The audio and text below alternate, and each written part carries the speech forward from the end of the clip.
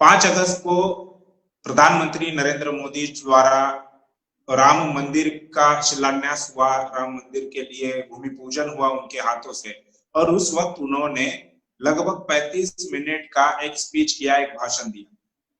उस भाषण में उन्होंने कई सारे मुद्दे लिए, कई सारे मुद्दों पर अपनी बात रखी, लेकिन उसमें से कई सारे मुद्दे ऐसे हैं जिसमें जो विवादित है, जिसको लेकर अभी सोशल मीडिया पर विवाद चला है। उनके विवादित मुद्दे कौन से हैं? तो उन्होंने कहा कि बुद्ध भी राम से जुड़े हुए हैं। उन्होंने कहा कि सदियों से अयोध्या ये जैन धर्मों का आस्था का केंद्र रहा है। उन्होंने कहा कि गुरु गोविंद सिंह जी ने खुद गोविंद रामायण लिखा। उन्होंने कहा कि बाबरी ये राम मंदिर जो है वो सभी मर्यादाओं का पालन करते हुए बनाया जा रहा है या उसका निर्माण किया जा रहा है, जबकि सभी हदों को पार करते हुए उन्होंने राम जो बाबरी मस्जिद थी उसको तोड़ा। और उसके बाद प्रधानमंत्री आज ये कह रहे हैं कि हम मर्यादा में रहकर राम मंदिर का निर्माण कर रहे हैं। तो इन सभी बातों पर हम अलग अलग लोगों से बात करेंगे। अभी हमारे साथ खालसा लीग के नेशनल प्रेसिडेंट अमृत सिंह बल्लोवाल जी है, जो पंजाब से हमारे साथ जुड़े हुए हैं। हम उनसे प्रधानमंत्री नरेंद्र मोदी जी ने जो कहा कि ये गुरु गोविंद सिंह जी ने खुद ही गोविंद रामायण लिखा था, उस पर बात करेंगे। क्या वो सच है, उसमें कितनी सच्चाई है? अगर प्रधानमंत्री नरेंद्र मोदी द्वारा ऐसा झूठ प्रचार किया जा रहा है तो असलियत क्या है, उसके पीछे क्या सच्चाई है, ये हम उनसे जानना चाहेंगे। बल्लोवाल जी, सबसे पहले एमएन टीवी पर आपका स्वागत है।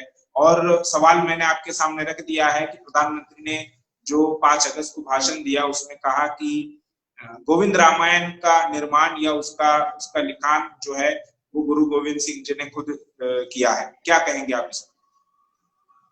जी, पहले तो मैं एमएन टीवी की पूरी टीम का शुक्रिया करता हूं कि आपने इस अहम मसले के ऊपर हमारे विचार लेने के लिए हमें इस प्रोग्राम में शामिल किया है। जी। और जो 5 अगस्त का प्रोग्राम नरेंद्र मोदी ने जिसकी प्रधानगी की है और अयोध्या में किया गया भूमि पूजन, जी। और जो आपने सवाल रखा है गोविंद रामायण, तो मैं पहले ये बात आपको स्पष्ट कर देना चाहता हूं कि गोविंद रामायण नाम का कोई भी ग्रंथ गुरु गोविंद सिंह जी ने अपनी जिंदगी में नहीं लिखा। जी। जो भी प्रधानमंत्री ने वहां पर कहा है वो बिल्कुल झूठ है।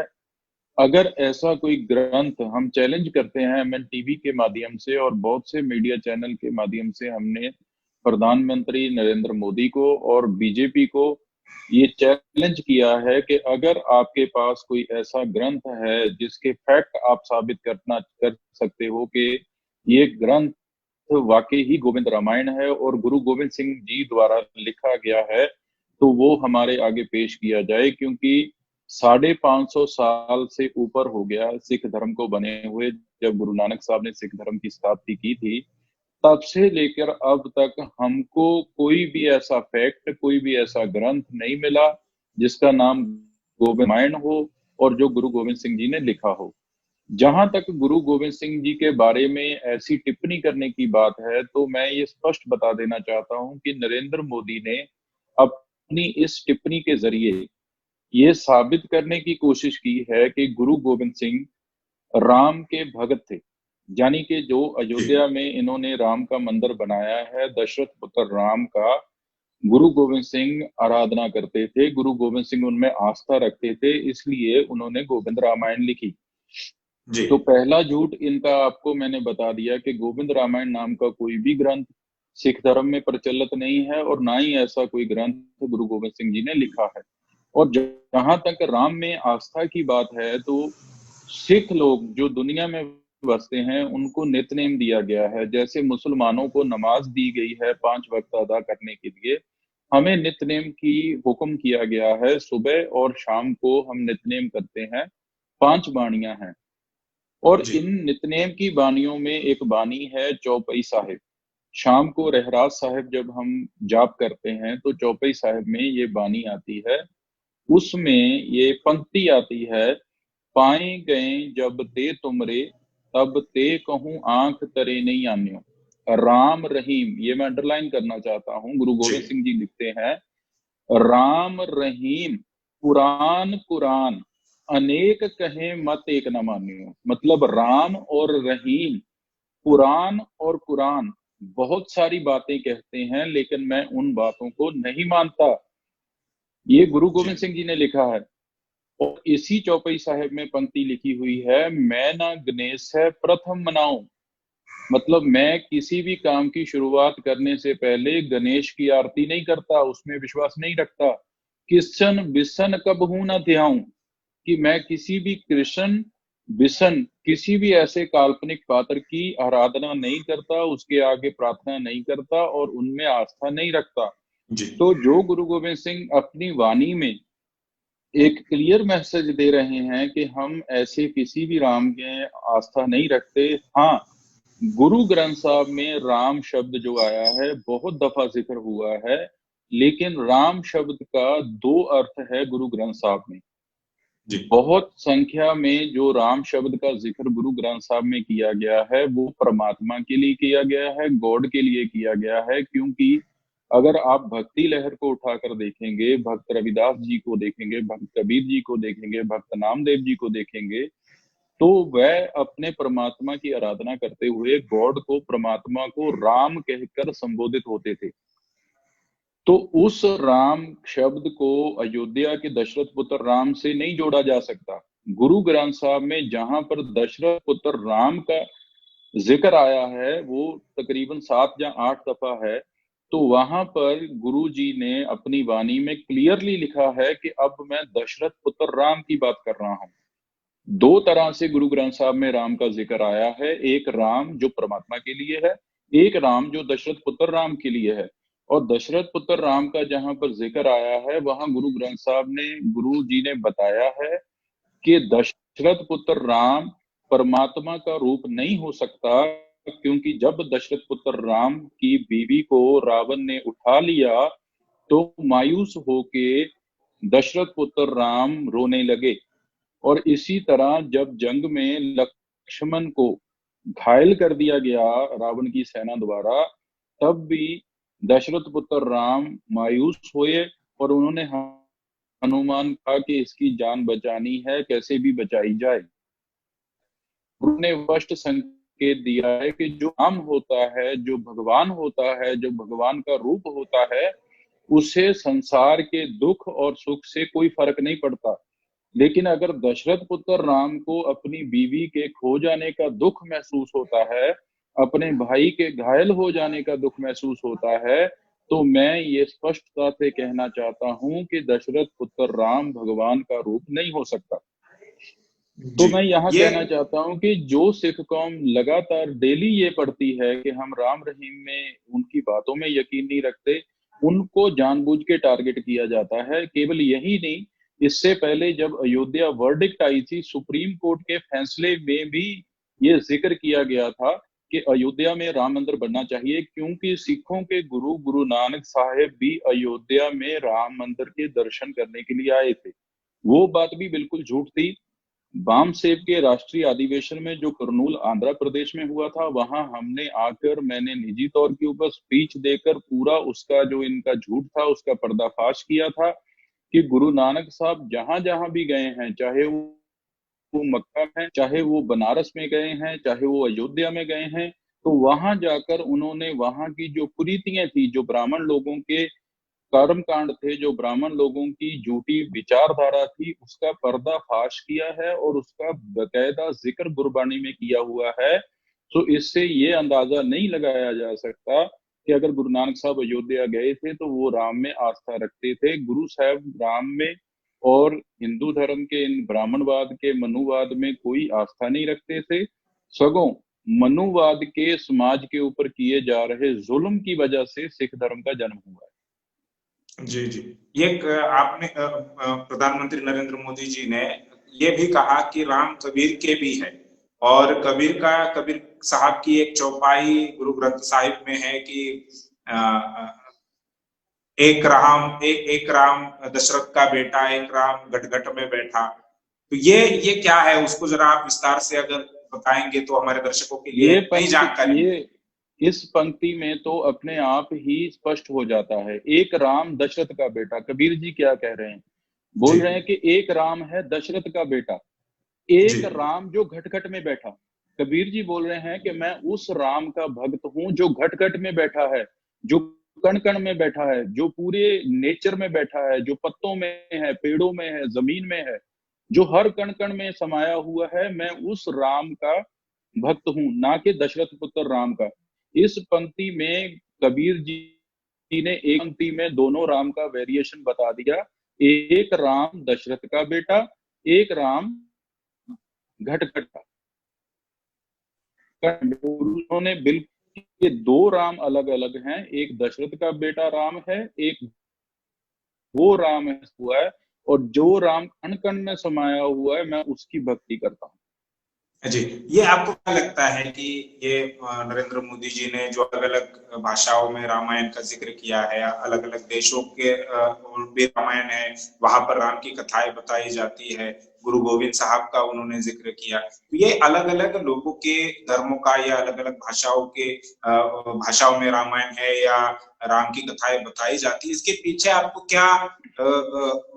क्या ये उनका विचार लगता है कि किस वजह से उन्होंने ऐसा किया? देखिए, जो अभी देश का वातावरण बना हुआ है, जैसे अयोध्या में भूमि पूजन किया गया, राम मंदिर उसारा गया, एक बात तो सभी जानते हैं कि ये एक ऐतिहासिक कहानी के ऊपर आधारित राम का मंदिर बनाया जा रहा है। और सिख धर्म है, बुद्ध धर्म है, जब दूसरे जितने भी धर्म हैं, वो सब इतिहास के ऊपर खड़े हैं, उनका एक हिस्ट्री है।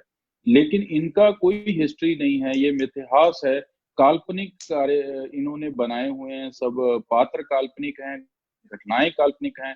तो अपनी बनाई हुई काल्पनिक घटनाओं और काल्पनिक पात्रों को सच साबित करने के लिए इन्होंने अलग अलग धर्मों का हवाला देके अलग अलग धर्मों को अपने धर्म में मर्ज करने का एक षड्यंत्र रचा है। क्योंकि इस समागम की एक और विशेषता मैं आपको बताना चाहता हूं कि जी इस समागम से पहले सिखों की पॉलिटिकल और रिलीजियस लीडरशिप को बाकायदा इनविटेशन कार्ड राम मंदिर की वहां जो प्रबंधक कमेटी है, बोर्ड है, उनकी तरफ से जारी किए गए थे। जी लेकिन एक भी सिख लीडर चाहे वो रिलीजियस हो चाहे पॉलिटिकल हो, वो बात अलग है कि सिखों में अभी बहुत सी जथेबंदियां हैं, बहुत से दल बने हुए हैं, अलग अलग दलों की अलग अलग विचारधारा है। लेकिन राम मंदिर के भूमि पूजन के ऊपर पूरी सिख कौम ने एक साथ एकजुट होकर ये मैसेज दिया कि हम इस भूमि पूजन का हिस्सा नहीं बनेंगे, ना ये हमारे गुरु साहब की बताई हुई शिक्षा के अनुसार है, और ना ही इसमें हमारी आस्था है। तो ये जी बात होने के बाद जब कोई भी सिखों का लीडर वहां शामिल नहीं हुआ, तो एक आरएसएस का पेड एम्प्लॉय, जिसको ये ज्ञानी इकबाल सिंह बोलते हैं, जिसको 2005 में पटना साहिब की जत्थेदारी से भी हटा दिया गया था सिखों की तरफ से, वो आरएसएस के पहले भी समागमों में शामिल होता है। जबकि अकाल तख्त से सिखों का सबसे सर्वोच्च स्थान श्री अकाल तख्त है, जी और श्री अकाल तख्त से हुक्मनामा जारी किया गया है कि आरएसएस के साथ कोई भी सिख संबंध नहीं रखेगा, आरएसएस के किसी भी समागम में कोई भी सिख शमूलियत नहीं करेगा। अगर आरएसएस के किसी भी कार्यक्रम में कोई सिख शामिल होता है, तो उसको सिख धर्म से निलंबित किया जाएगा। ये क्लियर हुक्मनामा है। तो इकबाल सिंह जो इनका आरएसएस का पेट आदमी है, उसको इन्होंने बुला के सिखों का रिप्रेजेंटेटिव बनाकर उसको ऐसा पेश किया कि ये सिखों का रिप्रेजेंटेटिव है। लेकिन आप सोशल मीडिया के ऊपर देख सकते हैं, प्रिंट मीडिया में देख सकते हैं, सभी सिखों ने, सभी सिख जथेबंदियों ने इकबाल सिंह को सिखों का प्रतिनिधि होने से नकार दिया है। और यहाँ तक कि आप सिख कौम का रोष और सिख कौम का प्रेशर देखिए कि अकाली दल और बीजेपी दोनों जी सियासी संगठन है, राजनीतिक संगठन है। अकाली दल बीजेपी का सरकार भी रहा है, गवर्नमेंट रहा है, पंजाब में 10 साल तक इन्होंने राज किया है। अकाली दल के लीडर भी सिख कौम के रोष और सिख कौम के क्रोध के आगे इतना बेबस हो गए कि अकाली दल का एक भी लीडर अयोध्या भूमि पूजन में नहीं पहुंचा। लेकिन ये बात क्या उनको हाईलाइट न्योता कहां था? हो जाए, क्या सबको उनको इनविटेशन दिया सबको था? सबको इनविटेशन था। अकाल तख्त के जत्थेदार को भी इनविटेशन था, अकाल तख्त के जत्थेदार ने भी इनविटेशन आने के बाद में उसको उसके ऊपर चर्चा नहीं की। इसके अलावा अकाली दल को भी इनविटेशन आए थे और भी जत्थेबंदियों को इनविटेशन आए थे, लेकिन किसी ने भी इसमें शामिल होना उचित नहीं समझा। तो आरएसएस वालों ने और बीजेपी वालों ने और नरेंद्र मोदी ने ये सोचा और समझा कि अगर ये समागम स्मूथली चल गया तो ये हेडलाइन बन जाएगी कि पूरी सिख कौम भूमि पूजन के अगेंस्ट खड़ी हो गई है और पूरी सिख कौम ने ब्राह्मणवाद को नकार दिया है, सिरे से नकार दिया है। जी तो ये हेडलाइन ना बन जाए, इसलिए नरेंद्र मोदी ने ये एक फेक न्यूज छोड़कर अपनी बात को हेडलाइन बना दिया और सिख कौम का जो इतना बड़ा उग्र रोष था कि पूरी सिख कौम ने बायकॉट कर दिया, कोई भी सिख कौम का नुमाइंदा उस समागम में पहुंचा नहीं, कोई भी राजनीतिक दल का नुमाइंदा वहां पहुंचा नहीं, कोई भी धार्मिक आगू वहां पर पहुंचा नहीं। उस बात को हेडलाइन ना बनने देने के लिए नरेंद्र मोदी ने ये झूठ बोल दिया, लेकिन उस झूठ का भी पर्दाफाश हो चुका है। गोविंद रामायण नाम का कोई भी ग्रंथ नहीं है। गुरु गोविंद सिंह, गुरु नानक जी, सभी गुरुओं ने इनके राम के प्रति कोई आस्था नहीं रखी। हमारा अलग धर्म है, हमारी अलग मान्यताएं हैं, जन्म से लेके मरने तक के हमारे सारे संस्कार अलग हैं। सिख एक अलग कौम है, सिख इनका हिस्सा नहीं है। जी जी। ये जिस माहौल में ये भूमि पूजन किया गया है, लॉकडाउन, हालांकि अनलॉक की प्रक्रिया शुरू है, लेकिन अभी भी उत्तर प्रदेश के बीजेपी की सरकार ने धार्मिक, सामाजिक या राजनीतिक कार्यक्रमों पर पाबंदी लगाई है। और दूसरी तरफ भूमि पूजन का भी काम हुआ है, इसमें प्रधानमंत्री से लेकर मुख्यमंत्री शामिल हुए हैं। तो क्या लगता है कि अपने ही दिशा निर्देशों को ताक पर रखकर ये सारा काम किया है इस पूरे सिचुएशन में? देखिए, इससे उचित समय इनको मिल नहीं सकता था। मैं तो ये बात कहना चाहता हूँ कि लॉकडाउन और कोरोना लॉकडाउन का जो इन्होंने बहाना बनाया, षड्यंत्र बनाया, इससे उचित समय इनको नहीं मिल सकता था। अगर लॉकडाउन नहीं होता, पहले की तरह सामान्य जिंदगी होती, तो बहुत सारी कौम, बहुत सारी माइनॉरिटीज इसका विरोध करती, सड़कों के ऊपर आती और इसके प्रति प्रोटेस्ट करती। तो इन्होंने लॉकडाउन का आसरा लेके, लॉकडाउन का बहाना बनाकर अपने समागम को इतनी जल्दबाजी में किया कि इन्होंने अपने लीडर्स को भी पीछे छोड़ दिया। वो अडवाणी जिसके नेतृत्व में बाबरी मस्जिद को जी गिराया गया था, उस अडवाणी को भी इस भूमि पूजन समागम में नहीं बुलाया गया। नरेंद्र मोदी ने इस समागम को इसी समय उचित करना, इसी समय पे करना इसीलिए उचित समझा क्योंकि नरेंद्र मोदी जानते थे कि लॉकडाउन का बहाना लगाकर हम इस समागम को सफलतापूर्वक पूरा कर सकते हैं। अगर लॉकडाउन नहीं होगा तो पूरी माइनॉरिटीज और मुस्लिम कौम जो है वो सड़कों के ऊपर रोष प्रदर्शन के लिए निकलेगी और उस रोष प्रदर्शन के जरिए, उस रोष प्रदर्शन के कारण हम भूमि पूजन नहीं कर सकेंगे। जी जी। ये शुक्रिया हमसे बात करने के लिए। इसके अलावा भी अगर कुछ और जानकारी आती है तो हम फिर एक बार आपसे संपर्क करेंगे, आपसे फिर एक बार बात करेंगे। एक बात महत्वपूर्ण जो बात आपने कही कि गोविंद रामायण इस प्रकार का कोई ग्रंथ नहीं है, और आपने नरेंद्र मोदी जी को या पूरे बीजेपी को, आरएसएस को खुला चैलेंज दिया है, खुली चुनौती दी है। अब देखना यह है कि वो इस चुनौती का क्या जवाब देते हैं। अगर और मान लीजिए जी चुनौती के साथ में हम ये भी बात कहना चाहते हैं कि इनको साबित करना पड़ेगा कि वो गोविंद रामायण ग्रंथ गुरु गोविंद सिंह जी ने लिखा है। जी जी ये नहीं, अभी ये आरएसएस के हेडक्वार्टर्स में कोई भी ग्रंथ गोविंद रामायण का जल्दबाजी में लिखकर हमको पकड़ा दें कि ये लिखा हुआ है, क्योंकि 550 साल का इतिहास सिख कौम के पास है। कोई भी गुरु गोविंद सिंह जी ने गोविंद रामायण जैसा ग्रंथ नहीं लिखा है, ये बिल्कुल सच है। और गुरु गोविंद सिंह जी जो ये बात कह रहे हैं कि राम रहीम, कुरान कुरान अनेक कहें मत एक ना मान्यो, जो कह रहे हैं मैं ना गणेश प्रथम मनाऊं, किशन बिशन का बहु ना ध्याऊं, वो गुरु गोविंद सिंह को राम का भक्त बताना, ये नरेंद्र मोदी का बहुत बड़ा षड्यंत्र है। सिख कौम इसके प्रति रोष जाहिर करती है और पूरे मूल निवासियों को, देश के मूल निवासियों को मैं ये विनती करना चाहता हूं एमएन टीवी के जरिए कि आप बिल्कुल भी दुविधा में मत जाएं, बिल्कुल भी शंका में मत जाएं। सिख धर्म किसी भी तरह से मनुवाद का ना हिस्सा है, ना बनेगा, और सिख धर्म ही मनुवाद के खिलाफ सबसे बड़ी जंग में अपना खून पसीना बहाकर इस मनुवाद से इस देश को, इस समाज को मुक्त करेगा।